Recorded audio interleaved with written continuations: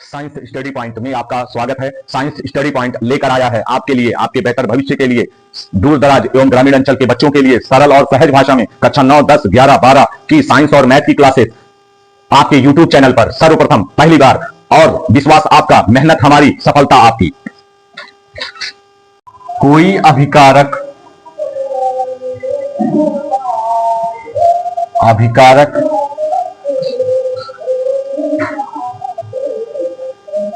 वह अभिक्रिया जिसमें कोई अभिकारक उत्पाद में परिवर्तित होता है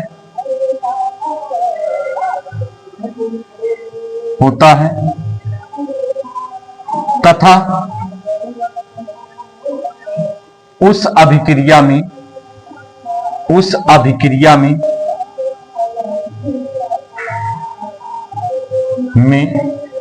ऊष्मा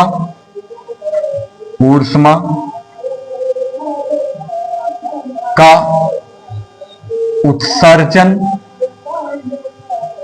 या निर्मुक्त होती है।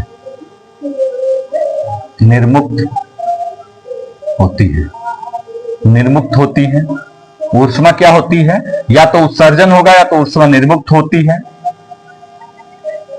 ऊष्मा का उत्सर्जन या निर्मुक्त होता है, उसे ऊष्माक्षेपी अभिक्रिया कहते हैं। उसे ऊष्माक्षेपी अभिक्रिया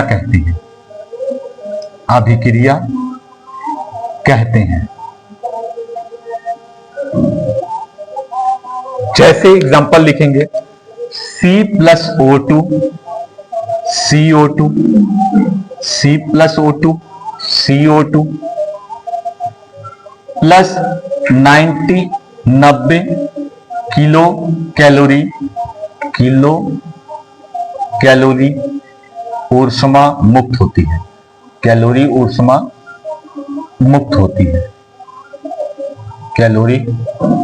मुक्त होती है। तो ये एग्जांपल है।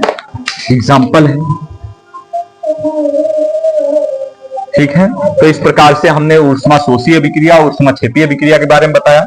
अब नेक्स्ट हम बताएंगे आपको एक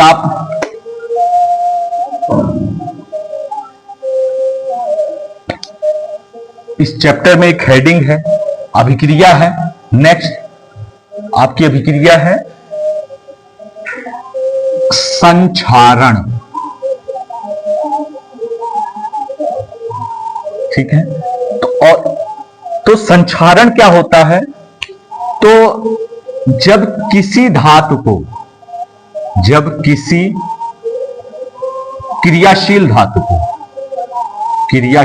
अधिक क्रियाशील आप कह सकते हैं, जब किसी अधिक क्रियाशील धातु को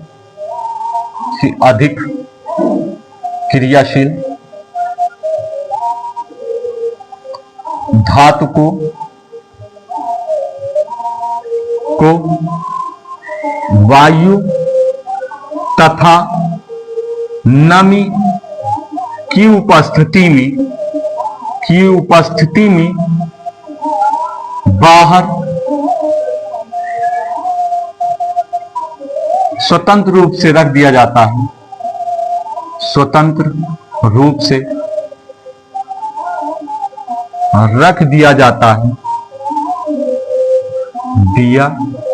है। चलिए, लाइट भी आ चुकी है, अब आपको स्पष्ट दिख रहा होगा। जब किसी अधिक अभिक्रियाशील धातु को वायु तथा नमी की उपस्थिति में बाहर स्वतंत्र रूप से रख दिया जाता है, तो वह उस पर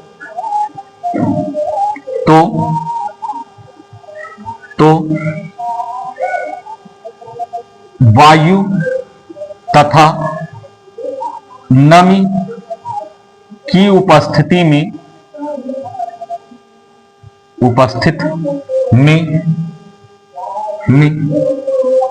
उस पर एक ऑक्साइड की परत जम जाती है,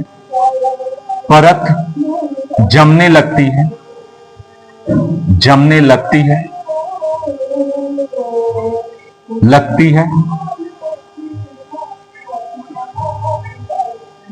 जमने लगती है, इसे हम अभिक्रिया कहेंगे, इसे अभिक्रिया कहते हैं, इसे रासायनिक अभिक्रिया कहते हैं,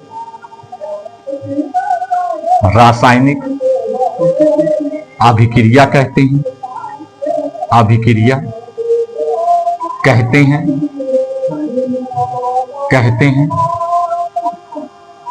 इसे अभिक्रिया रासायनिक अभिक्रिया कहते हैं। यह परत कई परतों का, यह परत धीरे धीरे कई परतों का रूप ले लेती है, यह परत धीरे धीरे कई परतों का रूप ले लेती है, कई परतों का रूप ले लेती है,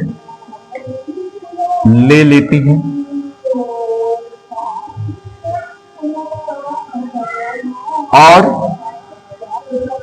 कुछ समय पश्चात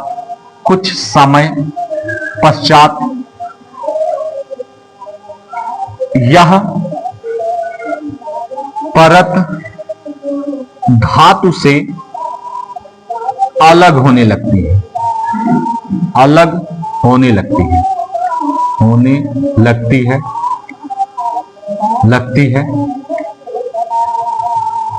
जिससे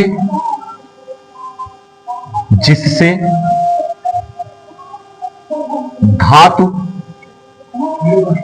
की मात्रा में कमी आ जाती है,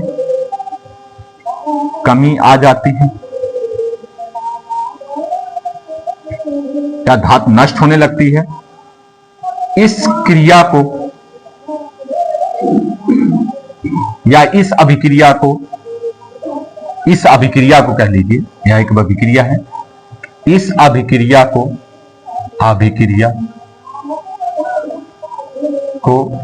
संक्षारण कहते हैं,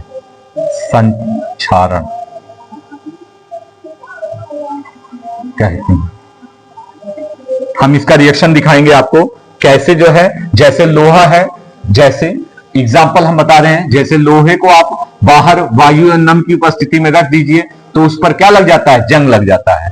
तो जंग लगना एक रासायनिक अभिक्रिया है, उसको हम एग्जाम्पल के थ्रू दिखाएंगे, आपको समझाएंगे। 4Fe plus 3O2 plus XH2O,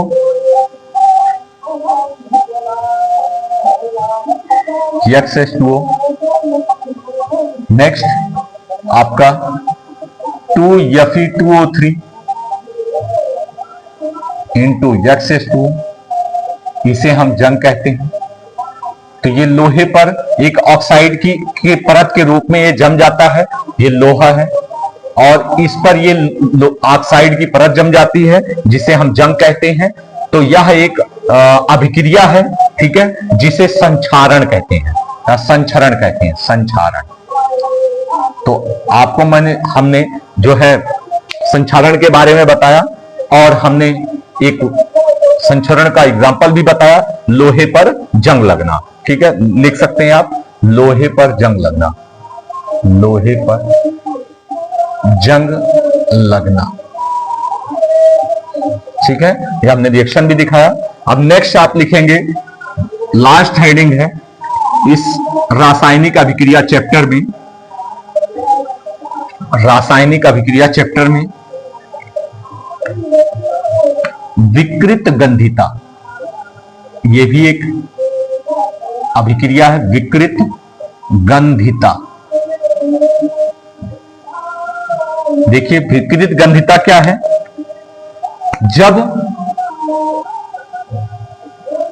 वसा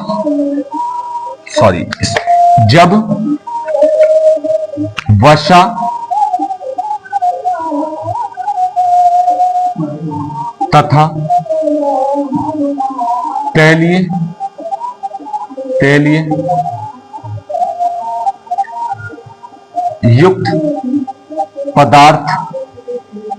युक्त खाद्य पदार्थ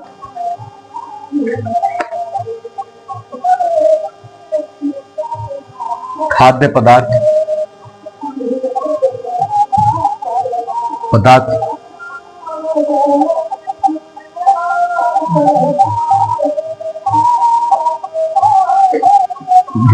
वसा तथा तैलीय युक्त खाद्य पदार्थ कुछ समयांतराल पश्चात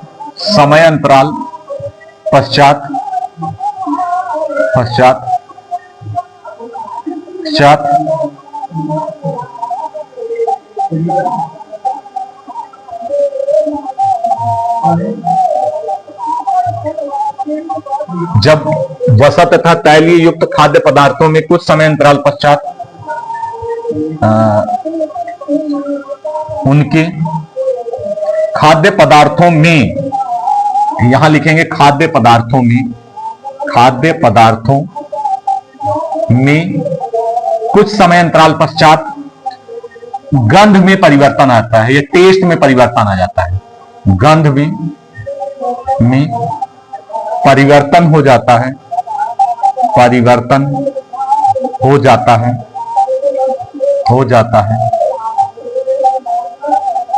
वसा तथा तैलीय युक्त खाद्य पदार्थों में कुछ समयांतराल पश्चात गंध में परिवर्तन हो जाता है या नष्ट हो जाते हैं, या आप कह सकते हैं पश्चात भोजन जो होता है नष्ट होने लगता है, परिवर्तन हो जाता है, या भोजन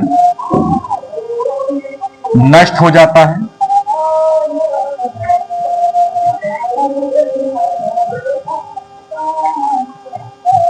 इसे अभिक्रिया कहते हैं। इस अभिक्रिया को विकृत गंधिता कहते हैं। ठीक है, तो ये हमने बताया विकृत गंधिता क्या, वसा एवं तैलीय युक्त खाद्य पदार्थ होते हैं जो कुछ समय अंतराल पश्चात उनके गंध में परिवर्तन हो जाता है, या आप कह लीजिए कि भोजन नष्ट हो जाता है। इस अभिक्रिया को क्या कहते हैं, विकृत गंधिता कहते हैं। तो ये हमने संपूर्ण चैप्टर के बारे में आपको बताया, और इसके बाद इस चैप्टर में आपको समीकरणों को संतुलित करना बताया जाता है। तो आपको हम एक बार बता दें कि संतुलित रासायनिक समीकरण क्या है। तो संतुलित रासायनिक समीकरण वे समीकरण होते हैं जिसमें अभिकारकों, जितने भी अभिकारक होते हैं उनमें जितने भी परमाणु उपस्थित होते हैं, और उत्पाद जो बनता है और उसमें उपस्थित जो परमाणु होते हैं उनके परमाणु, अभिकारकों के समस्त परमाणु और उत्पादों के समस्त परमाणु बराबर होते हैं, उनकी संख्याएं बराबर होती हैं, और बराबर होने पर ही वह समीकरण संतुलित रासायनिक समीकरण होता है। और आप ये जान लीजिए कि किसी भी अभिक्रिया में पदार्थों का जो द्रव्यमान होता है वह अपरिवर्तित रहता है। अर्थात आप कह सकते हैं कि किसी भी पदार्थ का द्रव्यमान अपरिवर्तित रहता है, और अपरिवर्तित रहने से उनके परमाणु बैलेंस होने चाहिए, बराबर होने चाहिए। अभिकारक में भी परमाणु और उत्पादों में भी परमाणु की संख्या बराबर होनी चाहिए, और बराबर होने के पश्चात ही वह समीकरण संतुलित रासायनिक समीकरण कहलाता है। हम एक वीडियो और लेकर आएंगे संतुलित रासायनिक समीकरण, जिसमें हम बहुत ही बेहतरीन तरीके से समझाएंगे आपको। मैं ऐसा करता हूं कि आपको ये मैंने चैप्टर आपको पढ़ाया और आपको ये समझ में आया होगा बहुत ही आसान तरीके से। धन्यवाद।